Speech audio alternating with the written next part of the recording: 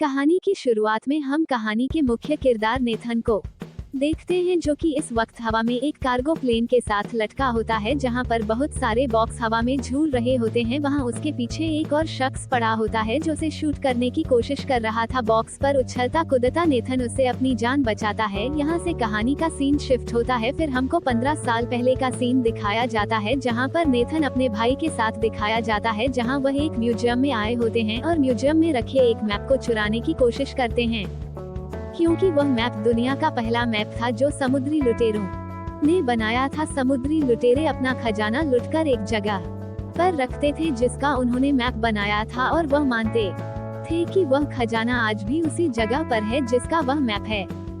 मजेदार बात तो ये थी कि इन दोनों भाइयों के पूर्वज भी लुटेरे थे। यहाँ पर नेथन का भाई उसे एक आदमी के बारे में बताता है जिसे लुटेरों के छुपे खजाने के बारे में पता था, लेकिन जब तक वह आदमी खजाने तक पहुंचता उसकी जान चली गई थी। इसके बाद नेथन और उसका भाई सैम मैप को चोरी करने की कोशिश करते हैं, लेकिन तभी वहां मैप का अलार्म बजने लगता है, जिसकी वजह से वहां पर सारे सिक्योरिटी गार्ड आ जाते हैं और वह उन दोनों भाइयों को पकड़ लेते हैं। उनको पकड़ने के बाद वह उनको एक नन के पास ले जाते हैं। नन चाहती तो उन्हें सजा दे सकती थी, लेकिन डांट फटकार के नन उन्हें छोड़ देती है और वह लोग अपने रूम में चले जाते हैं। इसके बाद हम देखते हैं कि नेथन का भाई सैम खिड़की से बाहर जा रहा होता है। उससे पहले वह अपने भाई को एक अंगूठी और लेटर देता है और बताता है कि यह कभी मत भूलना कि तुम भी एक लुटेरे के खानदान से हो और अब मैं उस खजाने को ढूंढने जा रहा हूँ। इसके बाद सैम अपने भाई को जादू की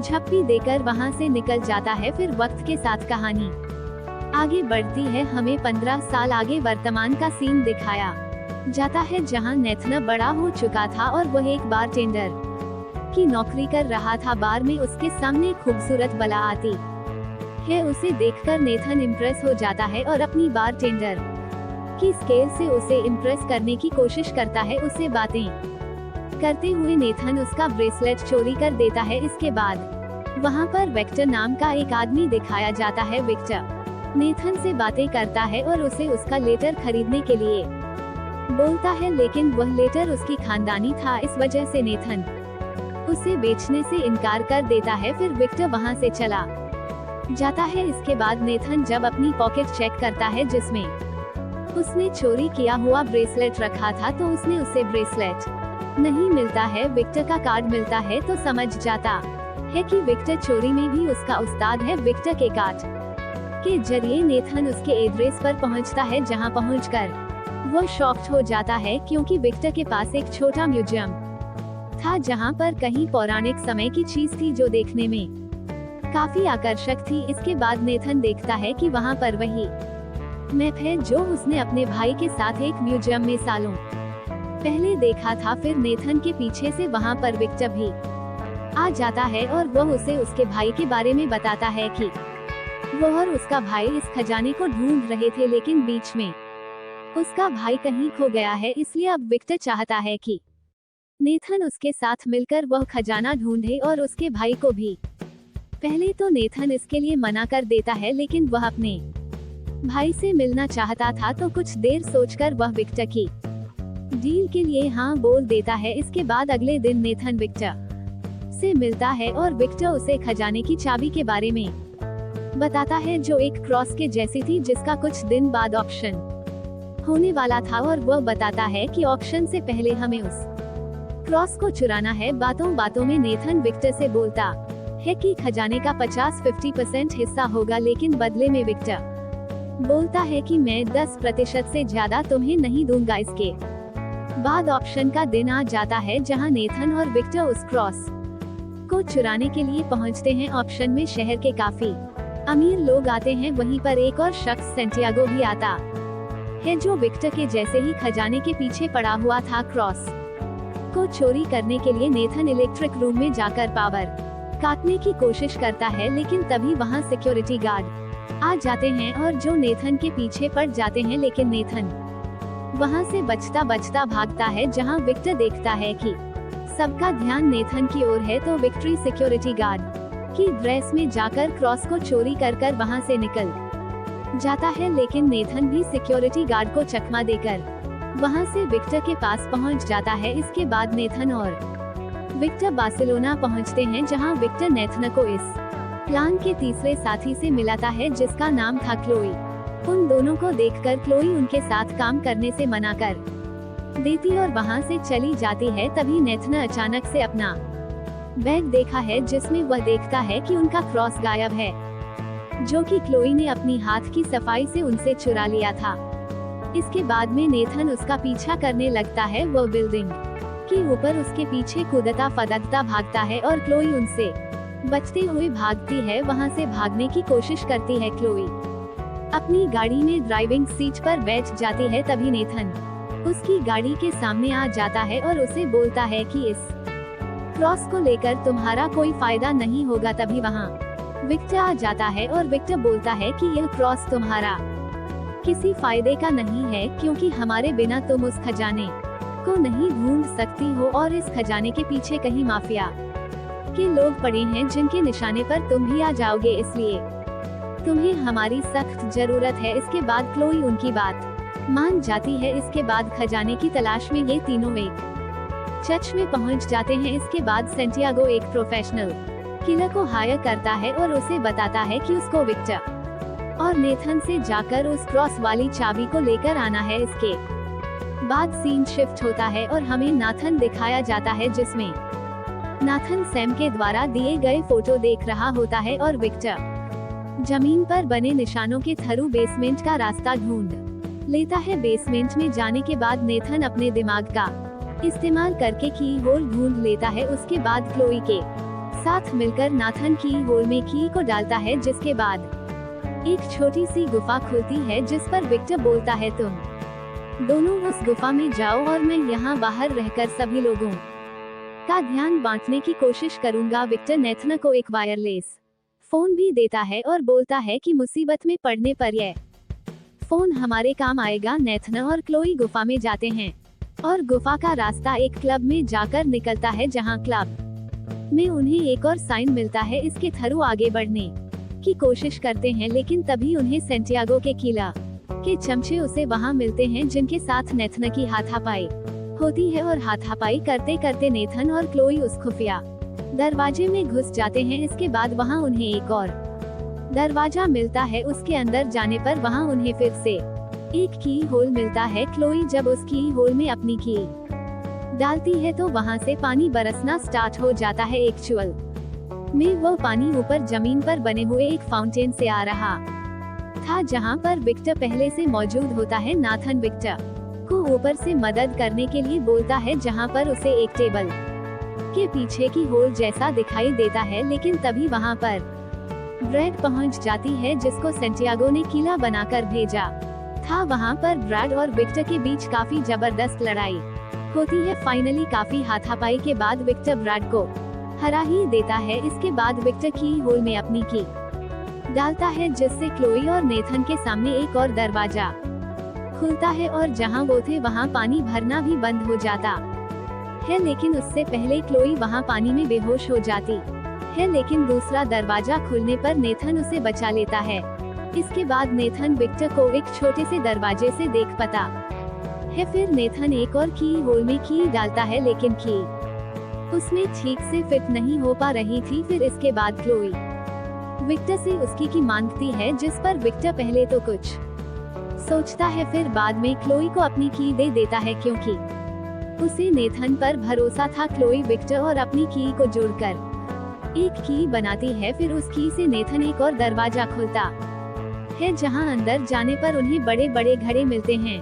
नेथन की मदद से क्लोई घड़े में देखती है तो उनको घड़े में केवल नमक मिलता है। गलती से क्लोई से एक घड़ा टूट जाता है। उसके बाद सारे घड़े अपने आप टूटकर बिखर जाते हैं, जिनमें केवल नमक ही नमक था। तभी नमक के बीच में नेथन को कुछ दिखाई देता है। नेथन नमक को हटाकर कुछ उठता है, जो कि खजाने का असली नक्शा था, जिसको लुटेरों ने कई सालों पहले बनाया था। लेकिन तभी क्लोई पीछे से नेथन पर गन तान देती है, जिस पर नितिन क्लोई को बोलता है, तुम तो हमारे पार्टनर हो, तुम हमारे साथ ऐसा क्यों कर रही हो। जिस पर सफाई देते हुए क्लोई बोलती है कि मुझे एक्चुअल में प्रॉब्लम तुमसे नहीं है, विक्टर से है, क्योंकि विक्टर ने सैम को भी धोखा दिया था, इसलिए मुझे उसे पर भरोसा नहीं है। नेथन क्लोई की बातों में आ जाता है और उसके करीब जाता है। तभी क्लोई नेथन के सर पर गन से जोर से मारती है और उसे बेहोश करके वहां से चाबी और मैप लेकर निकल जाती है। इसके बाद वहां विक्टर आता है, फिर नेथन को भी होश आ जाता है। नेथन को विक्टर पर गुस्सा आता है और उसे अपने सारे समझौते तोड़कर वहां से निकल जाता है। इसके बाद अगले सीन में हमको क्लोई और सेंटियागो एक साथ दिखाए जाते हैं, जहां हमें पता चलता है कि क्लोई सेंटियागो के साथ मिली हुई थी और वो खजाने का मैप भी सेंटियागो को दे देती है। जहां अगले सीन में विक्टर नेथन के पास जाता है और उसे बताता है कि क्लोई ने तुम्हें जो कुछ भी कहा वह गलत है। तुम्हारे भाई की जान ब्रैड ने ली थी और वही उसकी कातिल है। नेथन उसकी बातों पर भरोसा तो कर लेता है और उसका साथ देने के लिए तैयार हो जाता है। इसके बाद हम देखते हैं कि क्लोई और सेंटियागो एक प्लेन में कहीं जाने की प्लानिंग कर रहे होते हैं, लेकिन उन दोनों पर दूर से नेथन और विक्टर नजर रखे हुए थे। प्लेन में जाने के बाद सेंटियागो ब्रैड और क्लोई के साथ अपना दूसरा प्लान शेयर करता है और फिर अपने सभी साथियों के साथ आगे की प्लानिंग को डिस्कस कर रहा होता है। लेकिन तभी कहानी में एक नया मोड़ आता है, जिसमें ब्रैड सेंटियागो को मार देती है। ये देखकर क्लोई एकदम शॉक्ड हो जाती है। वो ये सब देखकर वहां से भागकर प्लेन में कहीं छुप जाती है और फिर ब्रैड क्लोई को मारने के लिए भी प्लेन का पूरा कार्गो चेक करती है। लेकिन तभी हम देखते हैं कि नेथन और विक्टर प्लेन में रखी एक कार के पीछे वाली डिग्गी में छुपकर प्लेन में आ जाते हैं।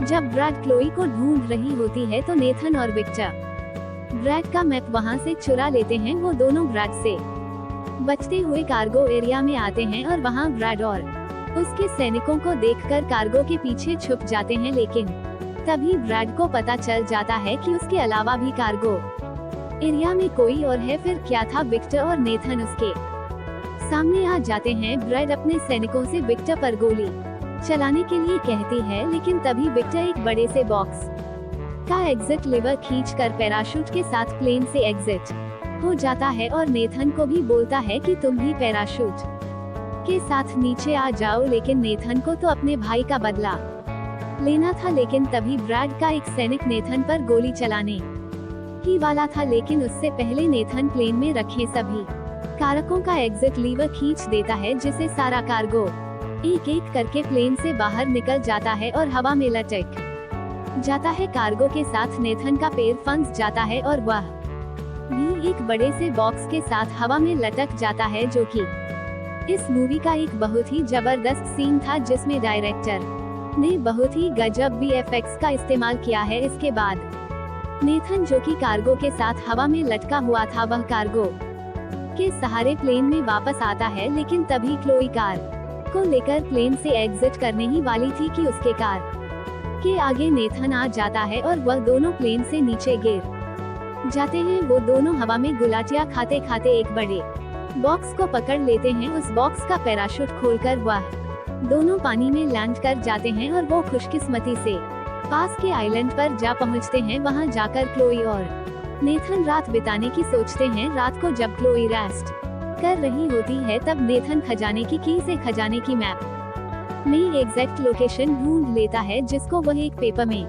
नोट करने की सोचता है। लेकिन तभी उसे ध्यान आता है कि कहीं क्लोई उसको फिर से धोखा ना दे इसलिए नेथन पेपर में गलत लोकेशन नोट करके उसे टेबल पर रख देता है और फिर इसका अंदाजा एकदम सही निकलता है। अगली सुबह क्लोई नेथन से पहले जग जाती है और टेबल पर रखे लोकेशन को उठाकर वहां से उस लोकेशन के लिए निकल जाती है। फिर जब नेथन जागता है तो वह देखता है कि पेपर के पीछे क्लोई ने सॉरी लिखा हुआ है और उसे देखकर नेथन हंसने लगता है और फिर नेथन भी उसके द्वारा ढूंढे गए सही लोकेशन की तरफ निकल जाता है। और फिर आखिरकार नेथन वहां पहुंच ही जाता है, जहां लुटेरों ने बहुत सारा सोना छुपाया हुआ था, जहां सोने से लदे हुए 2 समुद्री शिप होते हैं। नेथन शिप के अंदर जाकर सोने को देखकर बहुत खुश होता है, लेकिन तभी वहां विक्टर भी पहुंच जाता है, क्योंकि विक्टर लगातार नेथन को ट्रेस कर रहा था, इसलिए विक्टर भी एग्जैक्ट लोकेशन पर पहुंच जाता है। लेकिन वहाँ उनके पीछे पीछे ब्रैड भी पहुँच जाती है। जैसे ही नेथन और विक्टर को पता चलता है कि ब्रैड पहुँच गई है, वो शिप के अंदर ही छुप जाते हैं, जिस पर ब्रैड उन दोनों सोने से लदे शिपों को दो बड़े बड़े हवाई जहाज के थ्रू वहाँ से ले जाने लगती है, जहाँ हम देखते हैं कि दो बड़े बड़े समुद्री शिप दो बड़े हवाई जहाज से हवा में लटके हुए हैं, जिस पर विक्टर और नेथन तहखाना से बाहर आते हैं और शिप में खड़े सैनिकों से दो हाथ करते हैं। दरअसल वहाँ पर विक्टर एक पूरे शिप को ही हाईजैक करने की सोचता है। विक्टर अपनी सूझबूझ से हवाई जहाज तक पहुँच जाता है और शिप को वहाँ से कहीं और ले जाने की कोशिश करता है। ब्रैड जैसे ही देखती है कि विक्टर शिप को ले जा रहा है, तो वह अपने लोगों से शिप पर गोलियां चलाने के लिए कहती है और साथ ही ब्रैड के सैनिक भी रस्सियों से लटक लटक कर विक्टर के शिप में आ जाते हैं। शिप में ब्रैड के लोग नेथन को जान से मारने की कोशिश करते हैं, वहीं दूसरी ओर विक्टर शिप वहां से दूर ले जाकर उस पर कब्जा करने की सोच रहा होता है। ये सीन इस मूवी का काफी गजब सीन था, जिसमें डायरेक्टर ने काफी अच्छे ग्राफिक का इस्तेमाल किया है। आपको ये सीन कैसा लगा कमेंट बॉक्स में जरूर बताइएगा। वहाँ पर नेथन को आखिरकार एक ऐसा मौका मिल ही जाता है, जिसमें वह शिप में रखे तो अपने बारूद भरता है और दूसरे वाले प्लेन पर निशाना लगाता है, और जैसे ही निशाना प्लेन पर लगता है तो प्लेन नीचे गिरते हुए एक पहाड़ी से टकराकर चकनाचूर हो जाता है। लेकिन शिप के नीचे गिरने से पहले ब्रैड चालाकी से विक्टर के शिप में कूद जाती है, और फिर ब्रैड और नेथन के बीच जबरदस्त फाइट स्टार्ट हो जाती है, जिसमें विक्टर भी ऊपर प्लेन से नीचे आकर नेथन को बचाने की कोशिश करता है। नेथन चालाकी से ऊपर प्लेन में विक्टर के पास जाने की कोशिश करता है, लेकिन ब्रैड उसे पीछे से रोकने की कोशिश